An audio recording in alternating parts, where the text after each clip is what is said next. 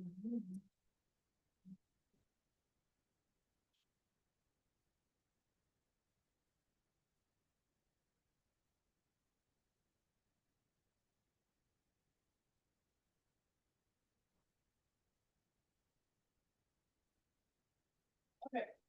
so I'm gonna kind of just go over the basics of how to read syllabus. Okay, and what year are you? Oh, okay, so have you read through all of your syllabus for all your classes or? I read someone. Okay.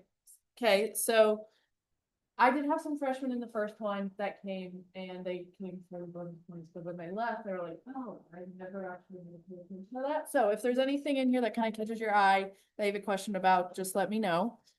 We're gonna go over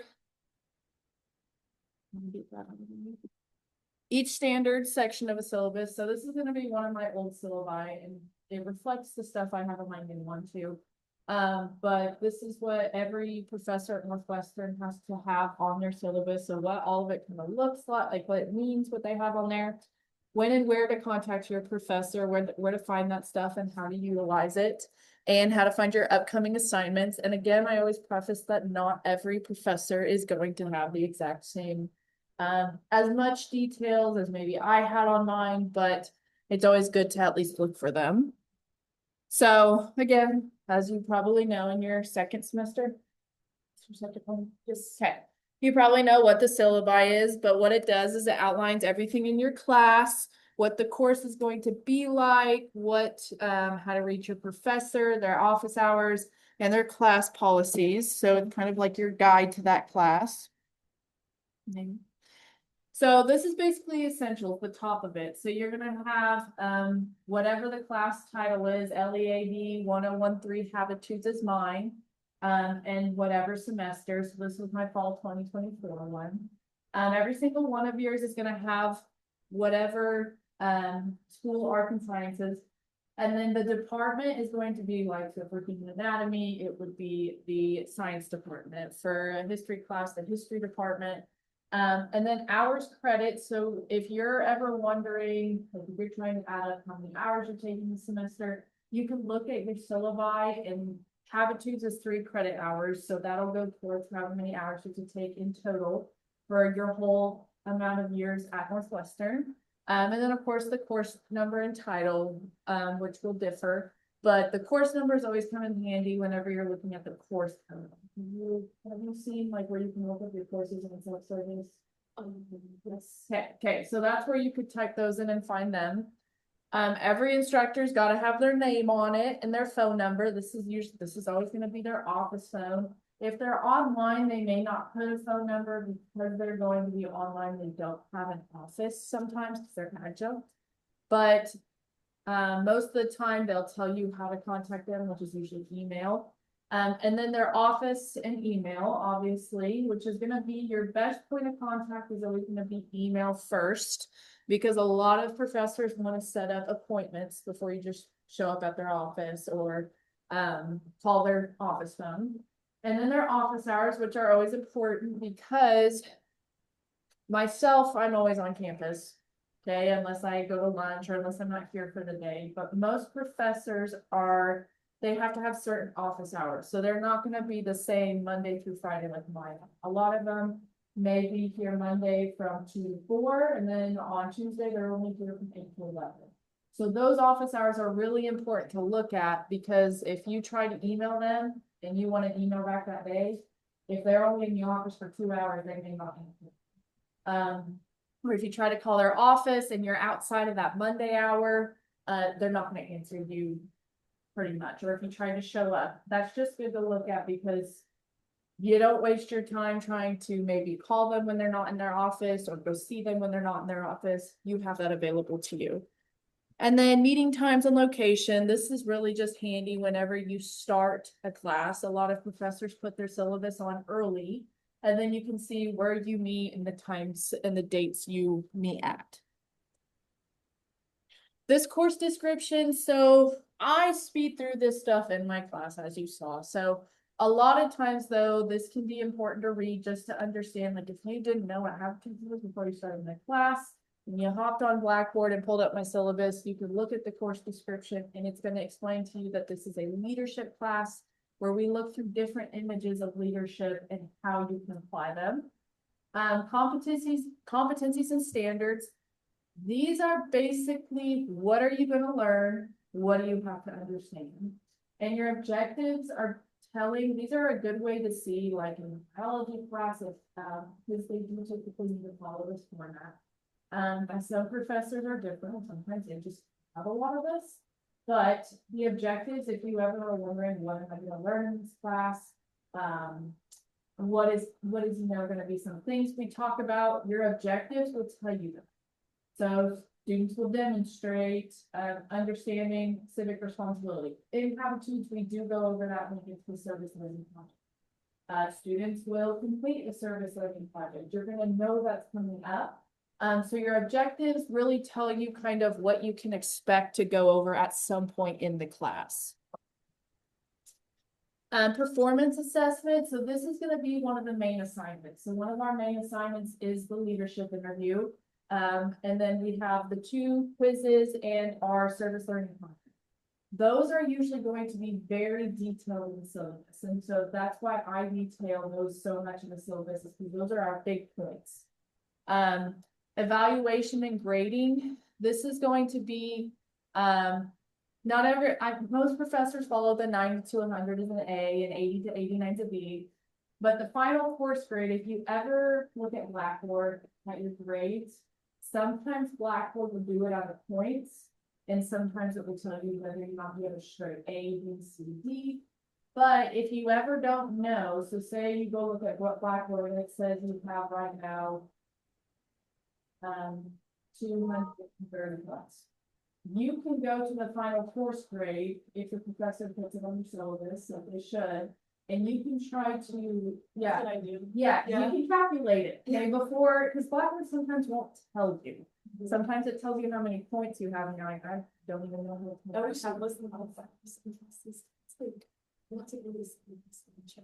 Yep. So if you ever, so that's a great way to be able to tell, especially towards the end of the year. If you want to start adding up, you're like, how much, what can I get on each assignment before, in order to get this grade?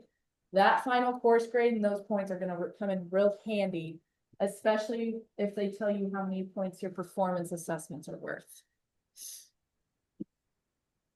Of course, students with services for students with disabilities. This is the same pretty much across all classes. If you ever need any accommodations, like maybe you have something physical happen to you and you need some accommodations to go to class, or something happens and maybe you need text size biggers, anything like that, you can use that information and go see our ADA office on campus. And then if someone is another campus, that's on there too.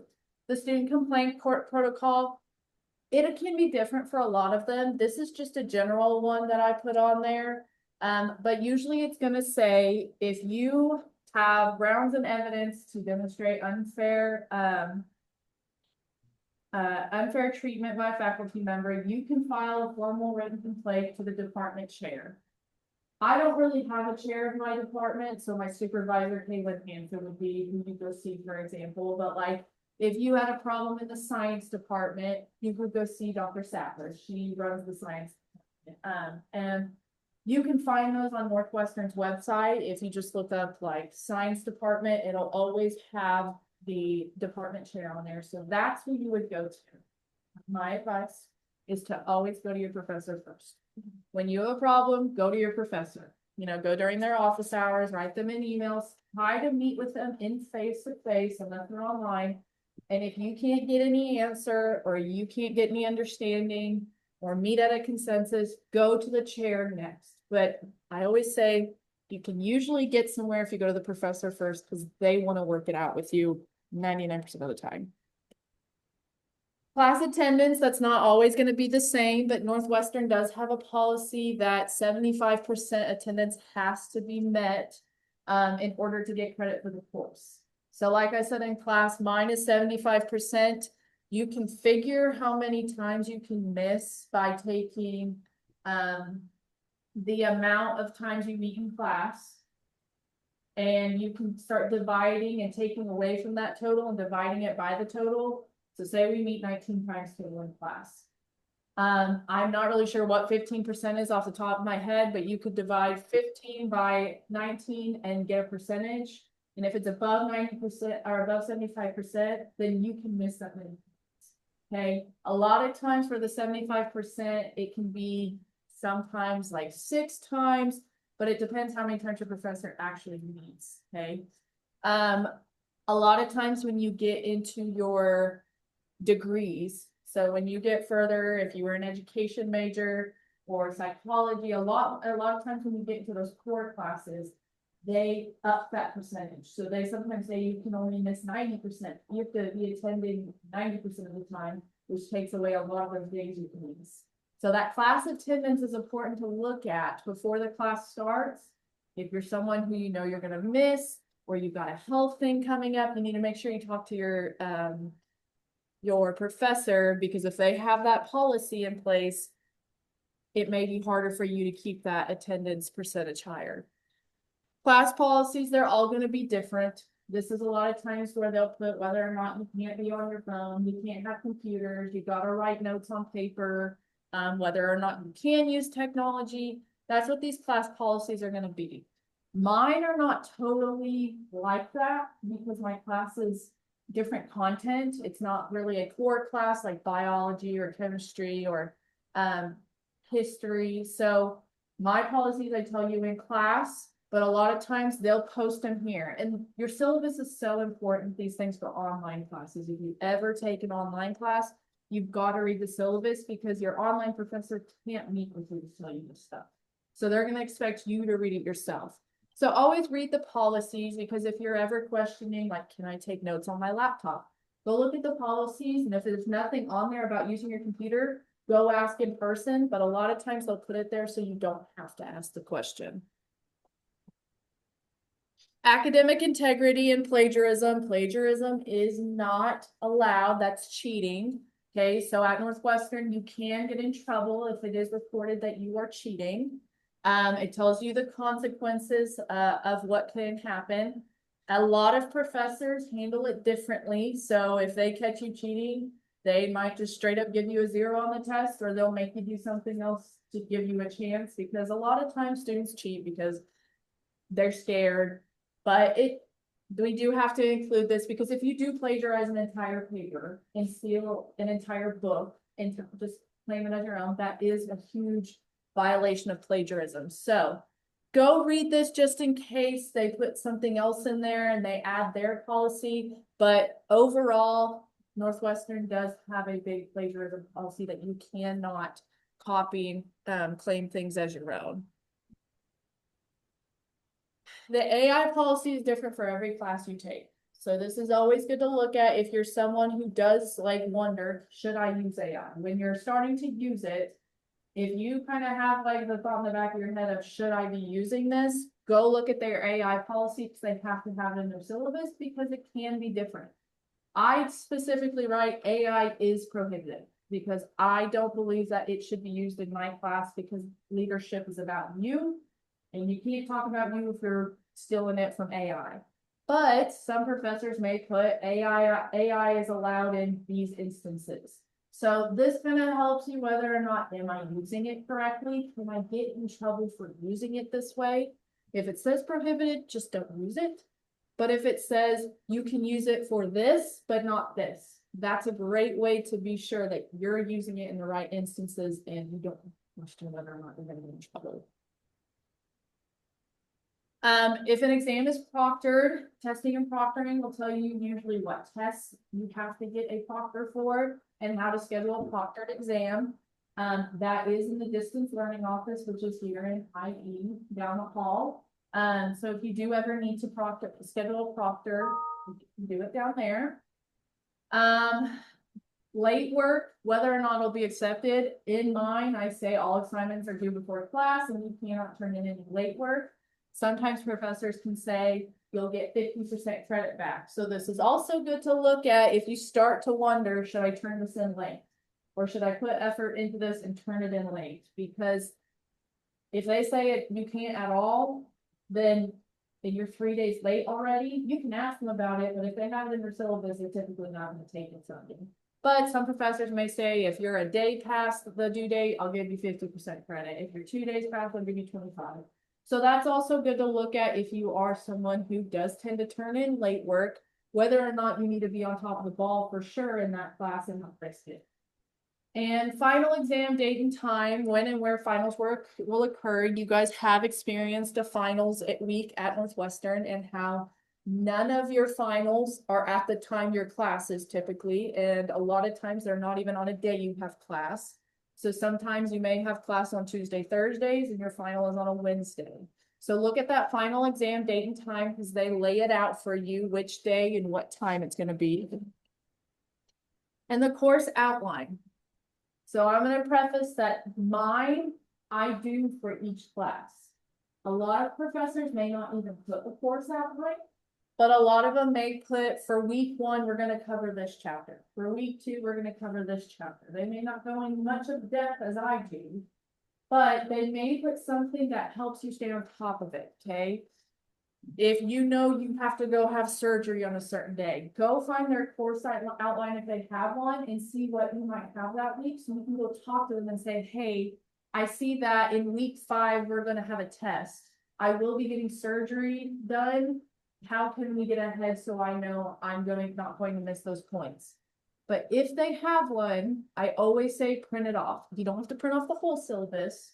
But print off the course outline for that class, write which class it's for, and mark off dates as you go. Mark off weeks as you go, because you'll stay on top of your due dates. Transfer this into a planner. If you're not a planner person, put them in your phone. Hey, on February 25th that week, it says I'm going to have a test. Because then you can start planning ahead, and you're not in class, and the professor all of a sudden says, hey, we have a test in 3 weeks. You don't have it written down, so you're not going to know.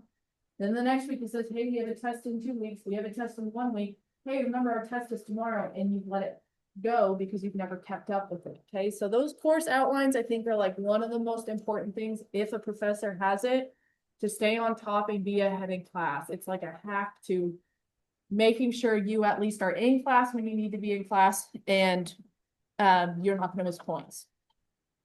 So my points are my tips, like I just said, print out your syllabus. There is a lot of pages to some of them, but they're always going to have some use. Transfer the course outline and schedule to a planner in some way. Put it in your phone, how you're going to remember those important dates. And study rubrics within the syllabus. I didn't put those on here because a lot of professors don't need rubrics. But like for my class, when we do the presentation, or we do the leader paper, and sometimes in your English classes, they're going to put, in your top classes, they're going to put rubrics that they use. When you're writing my paper for my leadership interview, use the rubric I put in there. See what you need to write to give 5 points, what you need to write to get these points. Again, that's a hack inside of your syllabus they put to see if you're going to use it to the full potential. Do you have any questions about any of your syllabi that you've seen or anything like that? All right. Let me stop this real fast so that